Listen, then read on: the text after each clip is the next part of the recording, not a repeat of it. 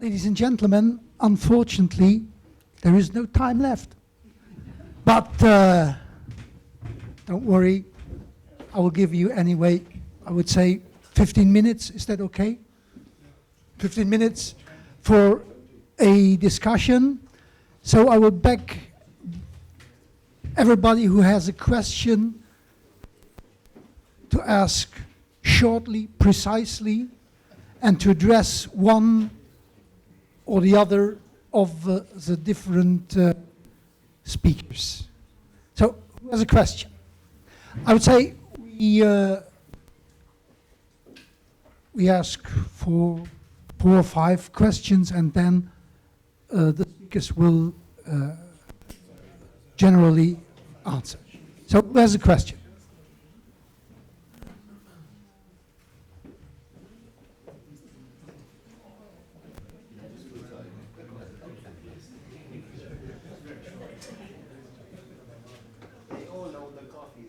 Yes, but I have told the people outside not to serve the coffee before 15 minutes. So you will not have any coffee before 15 minutes.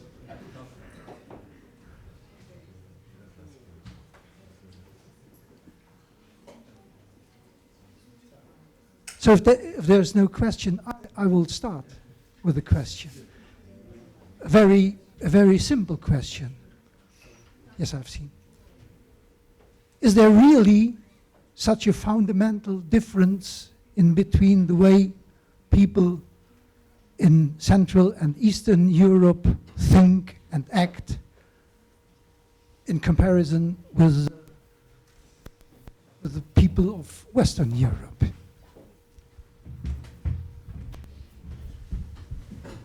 Thank you. I would like to ask those who spoke about new populism, can you study really the emergence of these parties without looking to the opposite side? For example, taking Germany, there are people who have the impression that the established parties form more or less a sort of nomenclatura. They are no more accessible to any criticism. Is this something you also integrate in your analysis? Are there other questions? Yes. Well, thank you very much. Yes, my question concerning Euroscepticism. And when we look at that, I've missed, in the contributions, the question for economic factors. As far as I can see that, the process of Europeanization in the Central Eastern European countries has produced economic disparities in a kind which were unknown to these societies. There were winners and losers. And in particular, what we can see in Poland, peace is a party of the losers, economic losers. Secondly, we have in the East European societies a situation in which traditional values were very important, at least in some societies. Very traditional values, Catholic Church, in opposition to the communist rule. Now, with the open borders, Western values come in the country, which are far more dangerous for the people who adhere to the traditional values, far more dangerous. And they are now 2 losers, the economic losers, and secondly, the traditionalists as losers, which see that their values are vanished. And we have this funny coalition of conservative former opposition elites and economic losers, which make up, these Eurosceptic parties, these Eurosceptic movements. So I would like to ask the expert how they see that. Well, thank you. One or the other question too? No? So who of the speakers feels concerned? Okay. For the first question that Werner addressed me, yes, well, the answer is definitely yes. There is nomenclatura within the establishment, and day by day, by studying politics, by opening our TVs and looking what happens on the political ground, we see that there is a system of what we can denounce as a nomenclatura that we deal with, and against this nomenclatura there is a logical movement of creation of an anti-establishment platform. And this is not in terms of normative assessment, but it's really in terms of making a profile of what happens in our societies. What I tried to avoid was to assess in a normative way either these movements that we call populist or neo-populist, if these movements are on the right side or on the bad side, or if they are having through their actions consequences of critically negative kind over our societies. I would plea very much for more nuanced analysis concerning even the populist parties themselves, trying to study both consequences in terms of hyper-democratization, access of the people to decision-making processes, and on the other hand, of course, manipulation, charismatic leadership, and in the end, maybe even forms of authoritarianism.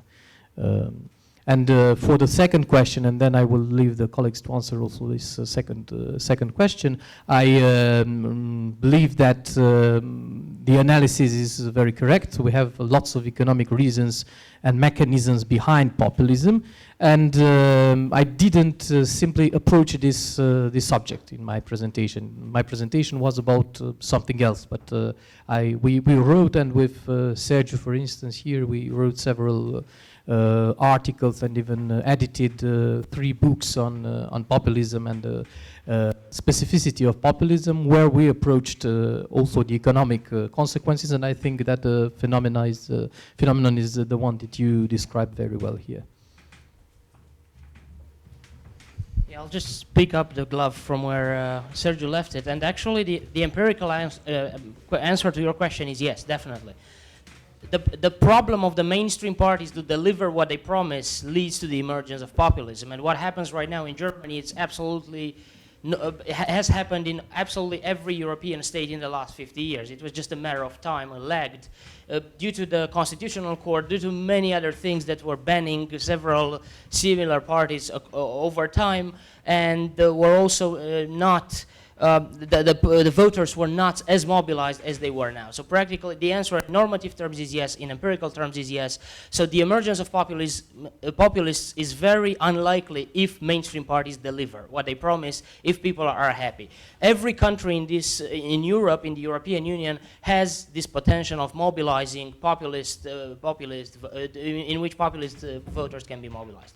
With respect to Euroscepticism, survey data indicates that people associate European Union mainly with economic issues. So that being said, very obvious, the source of Euroscepticism is financial, economic, everything, so on and so forth. What we tried, or at least how I saw what Ovidiu tried to do here, is to move a bit beyond that, to take a step further, because that's as basic as it gets. And the last speaker showed us that even with these basic issues, it is highly problematic. But what we are trying to do at this level of when we try to do an analysis of Euroscepticism, is to move beyond that, because that is somehow taken as granted. It cannot be Euroscepticism if people are happy with what the European Union delivers. It's the same with the mainstream parties. So in that sense, this basic notion of economic discontent is complemented by the more sophisticated social, political, cultural problems that are right now the nuance in what Euroscepticism stands for. Do you want to say something? Was I that good? So, and if I can try and answer to your first question, if people in Eastern Europe and Western Europe behave differently, the answer is the one in social sciences. It depends. Sometimes they do, sometimes they don't. When it comes to Euroscepticism and populism, they don't. They react very similar to very similar challenges and to very similar problems. As I said, I mean, what was coined in France and Austria as the populist stream at the end of the 1990s, where Jörg Haider and then Jean-Marie Le Pen got quite popular, registered in Eastern Europe an ascending trend throughout the 2000s, and now we see it again in Western Europe. So it's an ongoing process when Eastern European voters and West European voters behave in a similar way. Also, political leaders behave in a similar way to provide incentives to mobilize in that sense. They act differently because their grievances are different. Some come from countries that are net beneficiaries from the net recipients of the European Union. Other comes from net contributors. Their frustrations are different. The way in which they see the European Union are different. Now getting into the Eurosceptic thing. So with respect to populism, I would say that the difference is not that large, but with respect to Euroscepticism, there is clearly a time lag and an issue lag. They react to different issues in that sense. So it's a very sophisticated question to which I cannot say yes or no, but it depends then. Is anyone, do you want to take? No? Yes, and your colleague? Just one. Yeah, okay. It's your right. To link the history and economics, populism is one of the topics of Europe today. To my view, if we look back in the history of the world economy, let's say, the populism has to be sustainable by economics, by economic reality. Otherwise, it's dangerous and may lead to global conflicts. This is my view. So as long as populism is sustainable from the economic point of view, it's okay. Otherwise, there's a big risk for the, let's say, entire society. Thank you. Thank you.